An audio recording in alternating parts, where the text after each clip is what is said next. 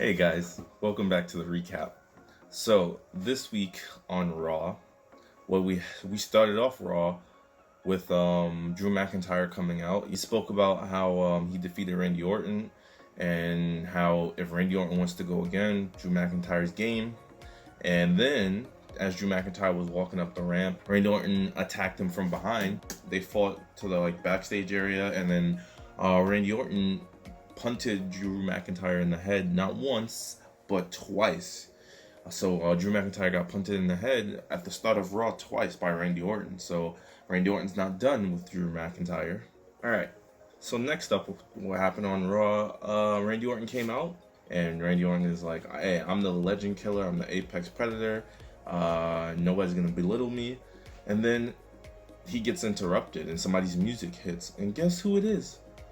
Keith Lee, the Limitless one. Keith Lee is on Raw now. He got moved up. I'm still a little salty that he lost the title at NXT Takeover 30. They changed his theme, which I gotta listen to this new theme a little bit more to see if I like it or dislike it. But I can tell you right now, I really liked his last theme song when he was in NXT, and it really fit his character and his persona. So I hate when when somebody has a good theme and they get moved up and they change it, because then it's just like, you're so accustomed to that from that person, unless it's like something that's like an upgrade. But I don't know if this theme is an upgrade. We gotta see. But Keith Lee came out. He interrupted Randy Orton, and he challenged Randy Orton to a match. Randy Orton said maybe later and got out the ring. So Keith Lee wants to fight, and Randy Orton didn't want to give it to him. So let's see what happens between Randy Orton and Keith Lee. Maybe they'll fight later on in the night, or maybe another day. Let's see. On Raw, we had a match between Angel Garza and Montez Ford. I like that they keep having this feud go between the Angel Garza, Andrade, and Street Profits. It's always nice to see like a long-lasting feud from here and there. So Angel Garza versus Montez Ford. It was short. Angel Garza brought out Demi Barnett, I think her name is. I don't really know who she is. But there's some woman that he's interested in that he keeps bringing ringside or talking to backstage. So she walked off with Ivar. Angel Garza was distracted by that, and then Montez Ford took advantage of that, and Montez Ford hit that gigantic frog splash where he turns in midair, got the 1-2-3, and Montez Ford beats Angel Garza again. All right, guys. Next up on Raw, we had a special surprise. We had Mark Henry show up. I haven't seen Mark Henry in forever. There was an arm wrestling contest between Bobby Lashley from the Hurt Business, which is MVP, Bobby Lashley, and Shelton Benjamin, and they've been having their problems with the guy that Bobby Lashley was going to go against in the arm wrestling contest, Apollo Crews. I can tell you this, I really like what they're doing with Apollo Crews. I like his new swag and attitude, and I like that he hasn't lost the United States title yet. Cause Apollo Crews is one of those guys who are a very, very gifted wrestler, a very big indie wrestler, but then when he got to WWE, he didn't do too well. They got ready to do their arm wrestling contest. They're gonna have a match at Payback this weekend for the United States title. I don't understand why WWE just had SummerSlam and then a week later had another pay-per-view, which is going to be Payback. Usually they have it once a month, like a pay-per-view each month. I have no clue why they have these two pay-per-views like a week apart. So they got ready to do the arm wrestling contest. Bobby Lashley put his foot underneath the table, the arm wrestling table, which I guess you're not supposed to do when you arm wrestle. I don't know the rules of arm wrestling. But then Apollo Crews, he stomped on Bobby Lashley's foot, grabbed his hand, and quickly just threw his hand down. So Apollo Crews won the arm wrestling contest. I'm like, he got cheated, but hey, he outsmarted Bobby Lashley. Apollo Crews keeps getting the best of Hurt Business. So let's see if he can retain his title against Bobby Lashley this Sunday at Payback. All right, so next up on Raw, we have Raw Underground, and Bobby Lashley and the rest of the Hurt Business showed up backstage, and they were saying they want to fight because, they got embarrassed earlier by Apollo Crews. So they went back there.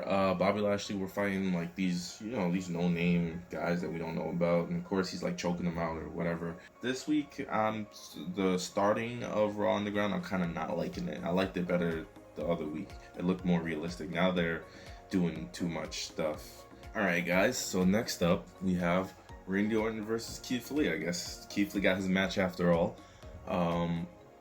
It was a good match. It made Keith Lee look really, really strong. Keith Lee was kind of like tossing around Randy Orton somewhat. It's funny to see like Keith Lee and Randy Orton in the ring together, because then I never noticed really. I always knew Randy Orton was tall, but I didn't notice how tall he was until he was standing against Keith Lee, because Keith Lee's always looked like the bigger opponent to most people in NXT.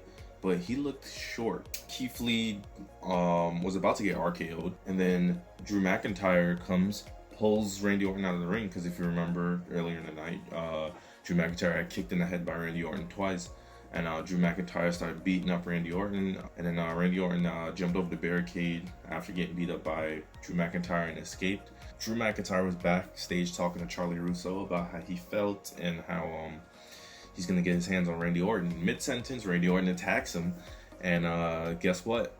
Third kick to the skull from Randy Orton.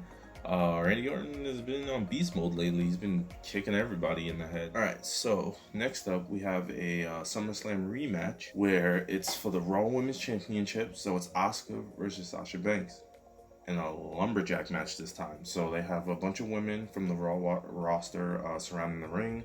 The match was decent. It wasn't like a crazy match or anything like that. Bayley got some shots in on Asuka. Sasha Banks asked Bayley for a chair so she can hit Asuka with it, and Bayley was going to get a chair, but then Shayna Baszler was on the outside. Shayna Baszler had started to beat up Bayley, so she couldn't throw in the chair, and then Asuka synced in the Asuka lock on Sasha Banks, and Asuka retained her title. So Asuka's still the Raw Women's Champion. I like that. I didn't want her to lose the championship after she just gained it back. Alright, so we end Raw for this week with a match between the Mysterios, which is Dominic Mysterio, Rey Mysterio, going against Seth Rollins and Buddy Murphy. So this feud is still continuing between the Mysterio family and the Monday Night Messiah and his disciple. It was a really good match. I didn't expect it to be as good as it was. It was very fast-paced. Tiny bit sloppy in some areas, but that's only because Dominic Mysterio, he's like new to wrestling, and it wasn't sloppy in terms of like the moves. It was just sloppy like with him, just like when he gets ready to go on the top rope, or the way he moves, maybe like he'll lose his footing but then gain it back very quickly. So it's not like he made huge mistakes. It's just like he has to get used to doing some of these moves, especially high flying wrestlers put themselves in like greater risks than normal wrestlers, because they gotta jump on the ropes and flip and do all this other stuff. So that's very hard to master. As he wrestles more and more in WWE, I'm pretty sure his footing will get better and stuff like that. But nothing crazy happened where there was like mishaps or anything. And they had a good match. It looked like the Mysterios were about to win because they both hit a double 619 on Buddy Murphy, and then Dominic was on the top rope. He was getting ready to do the splash, but then the lights started flickering, and lo and behold, Retribution comes out. I forgot all about them, to be honest with you. The Retribution attacked the Mysterio family, and they were throwing them around the ring, beating them up, throwing them into barricades and poles and stuff like that.